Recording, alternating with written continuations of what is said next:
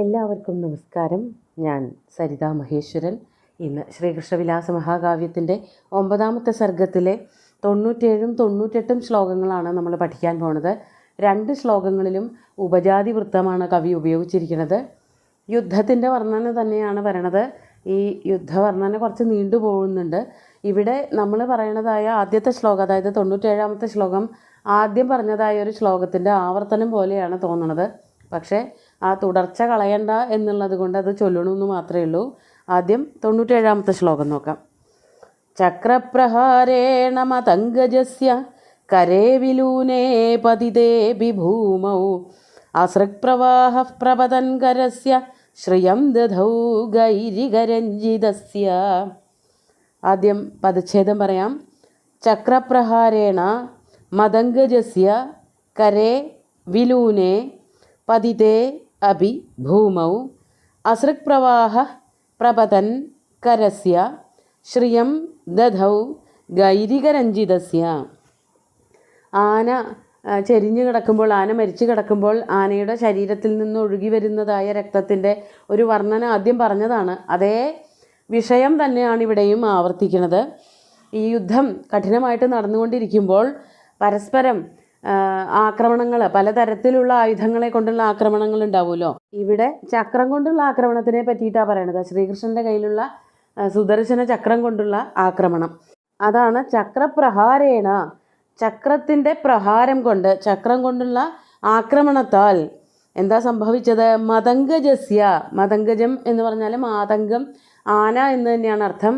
മതംഗമുനിയാണ്, മതംഗമുനിയുടെ പുത്രന്മാരായിട്ടാണ് ആനകൾ ജനിച്ചതെന്നുള്ളത് കൊണ്ടാണ് അത്രേ ആനയ്ക്കൊക്കെ മാതംഗം എന്ന് പേര് വന്നതെന്നാണ് പറയുന്നത്. മാതംഗി എന്നുള്ളത് ദേവിയുടെ പേരായിട്ടും ഭഗവതി ശ്രീപാർവതിയുടെ പേരായിട്ടും പറയാറുണ്ട്.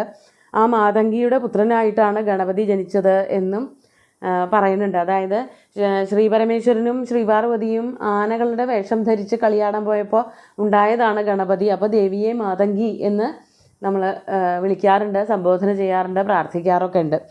അപ്പോൾ ഇവിടെ പറയണം മതംഗജത്തിൻ്റെ, അതായത് ഒരു ആനയുടെ വിലൂനെ കരേ, കരം എന്ന് പറഞ്ഞാൽ കയ്യ്, ആനയുടെ തുമ്പിക്കൈയാണ് ഉദ്ദേശിക്കുന്നത്.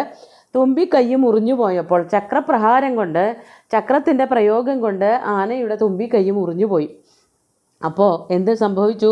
ഭൂമൗ പതിതേ അഭി, ആനയും വീണു, അതുപോലെ തന്നെ മുറിഞ്ഞു പോയ തുമ്പിക്കൈയും നിലത്ത് വീണു. ഭൂമൗ പതിതേ, ഭൂമിയിൽ വീണുപോയിട്ടും ആ വീഴുന്നതായ തുമ്പിക്കൈയിൽ നിന്ന് വരുന്ന രക്തം. പ്രപതൻ കരസ്യ അസൃക് പ്രവാഹ, പ്രപതൻ വീണുകൊണ്ടിരിക്കുന്ന, ആനയും വീണു തുമ്പിക്കൈയും വീഴാണ്. അപ്പോൾ തുമ്പിക്കൈ ഇങ്ങനെ വീണുകൊണ്ടിരിക്കുമ്പോൾ നിലത്തേക്ക് പതിച്ചുകൊണ്ടിരിക്കുന്നതിൻ്റെ ഇടയ്ക്ക് വീണുകൊണ്ടിരിക്കുന്ന തുമ്പിക്കൈയിൽ നിന്ന് അസൃക് പ്രവാഹ, പുറത്തേക്ക് ഒഴുകി വരുന്നതായ രക്തമുണ്ടല്ലോ, അത് കാണുമ്പോൾ ഗൈരികരഞ്ജിതസ്യ ശ്രിയം ദധൗ, അതിന് എന്തിൻ്റെ ഛായ ഉണ്ടെന്നാണ് കവി പറയണത്? ഗിരിയിൽ നിന്നുണ്ടാകുന്നതായ ധാതു പ്രവാഹത്തിൻ്റെ, അതായത് ചുവന്ന നിറത്തിലുള്ള ചെങ്കല്ലിൻ്റെ പൊടിയൊക്കെ മലവെള്ളം വരുമ്പോൾ, മഴവെള്ളം വരുമ്പോൾ ഇങ്ങോട്ട് ഒലിച്ചു വരുമ്പോൾ ചുവന്ന നിറത്തിലാണ് ആ വെള്ളത്തിൻ്റെ ഒരു ഒഴുക്കുണ്ടാവുന്നത്. അതുപോലെ ആ ഗിരിയുടെ അകത്തുള്ളതായ ഏതെങ്കിലും തരത്തിലുള്ള നല്ല കഠിനമായ കടുപ്പമുള്ളതായ ചുവന്ന നിറമുള്ള ധാതുക്കൾ കലർന്നൊരു പ്രവാഹം പോലെ ആനയുടെ തുമ്പിയിൽ നിന്നും രക്തം ചീറ്റിത്തെറിച്ചൊഴുകി എന്നാണ് പറയണത്.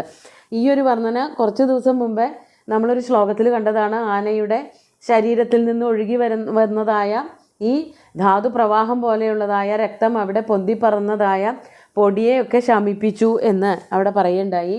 അതിൻ്റെ തന്നെ മറ്റൊരു വർണ്ണനയാണ്, മറ്റൊരു രൂപത്തിലുള്ള ശ്ലോകമാണിത്. നമുക്ക് 98ാമത്തെ ശ്ലോകം കൂടി നോക്കാം. ആ ഒരു വിഷയം, ആനയെ കൊന്നിട്ടുള്ളതായ ആ വിഷയം അവിടെ തീർന്നു. ഇത് വേറെ ഒരു ഭാഗമാണ് വർണ്ണിക്കുന്നത്. തേഷാമസഹ്യോർജിത വിക്രമാണാം യദൂദ്വഹാനാം പ്രതിഭൂമിപാല മൃഗാധിപാനാമിവ വാരണേന്ദ്ര സ്ഥാതും മഹാന്തോപി നശേഗുരഗ്രേ. നമുക്ക് ആദ്യം പദച്ഛേദം പറയാം. തേഷാം അസഹ്യോർജിത വിക്രമാണാം യദൂദ്വഹാനാം പ്രതിഭൂമിപാലാഹ മൃഗാധിപാനാം ഇവ വാരണേന്ദ്രാഹ സ്ഥാതും മഹാന്ത അഭി ന ശേകു അഗ്രേ. ഇവിടെ ഒരു ഉപമയിൽ പറയാണ്, യാദവന്മാരുടെ മുമ്പിൽ മഗധ രാജ്യത്തിലെ രാജാക്കന്മാർക്ക് അവരുടെ ഭടന്മാർക്ക് പിടിച്ചു നിൽക്കാനായില്ല എന്നാണ് പറയണത്. വാരണേന്ദ്രാഹ, അതിനൊരു ഉപമ കൊണ്ടുവരികയാണ്. വാരണേന്ദ്രന്മാർ, വാരണം എന്ന് പറഞ്ഞാൽ ആനകളാണ്, വലിയ വലിയ കൊമ്പൻ ആനകൾ. വാരണേന്ദ്രാഹ ഗജശ്രേഷ്ഠന്മാർ. മൃഗാധിപാനാം ഇവ, മൃഗാധിപന്മാർ എന്ന് പറഞ്ഞാൽ മൃഗങ്ങളുടെയൊക്കെ അധിപതിയായിട്ട് രാജാവായിട്ട് സിംഹത്തിനെയാണ് പറയണത്.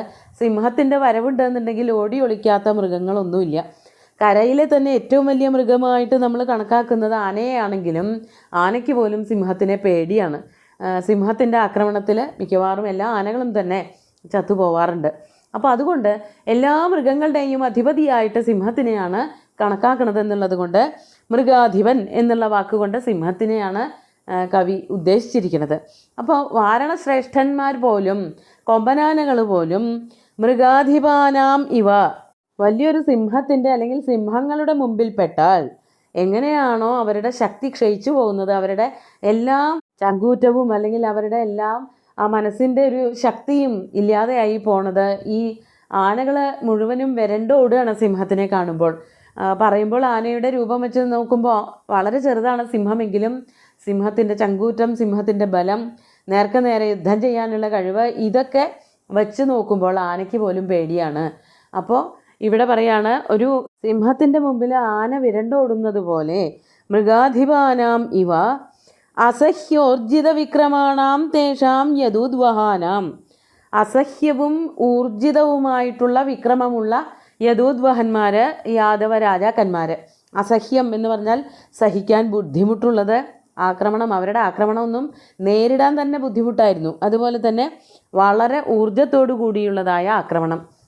അവർക്ക് ക്ഷീണം എന്താണ് എന്ന് പോലും അറിയില്ലായിരുന്നു. അവരുടെ നേതാവ് ശ്രീകൃഷ്ണനാണെന്നുള്ളത് കൊണ്ട് അവർക്ക് ക്ഷീണം പോലും ഇല്ലായിരുന്നു. യാദവ ഭടന്മാർക്ക് യാതൊരു പേടിയുണ്ടായിരുന്നില്ല, ക്ഷീണവും ഉണ്ടായിരുന്നില്ല.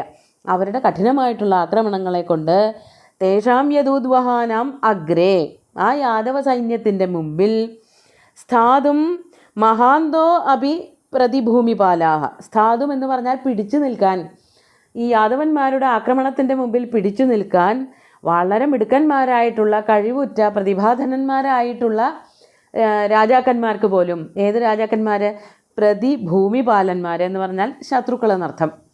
ഭൂമിപാലന്മാർ രാജാക്കന്മാർ, പ്രതിഭൂമിപാലന്മാരെന്ന് പറഞ്ഞാൽ ശത്രു രാജാക്കന്മാർ. മഗധയിലെ രാജാക്കന്മാർ, സാമന്ത രാജാക്കന്മാർക്ക് ആർക്കും സാധിച്ചില്ല. അന്ന് ശേഖു അവർക്ക് ഈ പറഞ്ഞ ശക്തിയുടെ മുമ്പിൽ, യാദവന്മാരുടെ ശക്തിയുടെ മുമ്പിൽ മഗധ സൈന്യത്തിൻ്റെ ശക്തി ഒന്നുമല്ലാതെയായി തീർന്നു. അതിനെ ഉപമിക്കുന്നത് ആനകളും സിംഹങ്ങളും തമ്മിലുള്ള ഏറ്റുമുട്ടലും വെച്ചിട്ടാണ്. സിംഹം എന്ന് പറഞ്ഞാൽ ചിലപ്പോൾ എണ്ണത്തിൽ കുറവൊക്കെ ഉണ്ടാവുള്ളൂ, പക്ഷേ അവരെ കണ്ടാൽ ആനകളൊക്കെ എങ്ങനെയാണോ ഓടി ഒളിക്കുന്നത്, അതുപോലെ ഈ യാദവന്മാരുടെ, ശ്രീകൃഷ്ണനും ബലരാമനും നയിക്കുന്ന സൈന്യത്തിൻ്റെ മുമ്പിൽ പിടിച്ചു നിൽക്കാൻ മഗധ രാജ്യത്തിലെ രാജാക്കന്മാർക്കാർക്കും സാധിച്ചില്ല.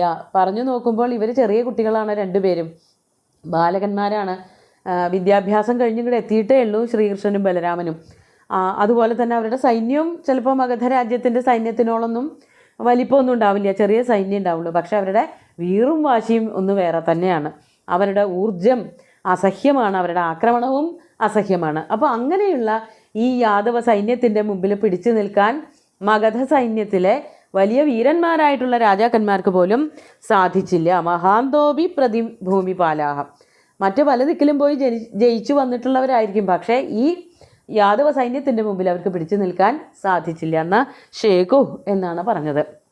അപ്പോൾ കഠിനമായിട്ടുള്ള യുദ്ധം നടന്നുകൊണ്ടിരിക്കുകയാണ്. നമുക്ക് ശ്ലോകങ്ങൾ ഒന്നുകൂടി ചൊല്ലി നോക്കാം.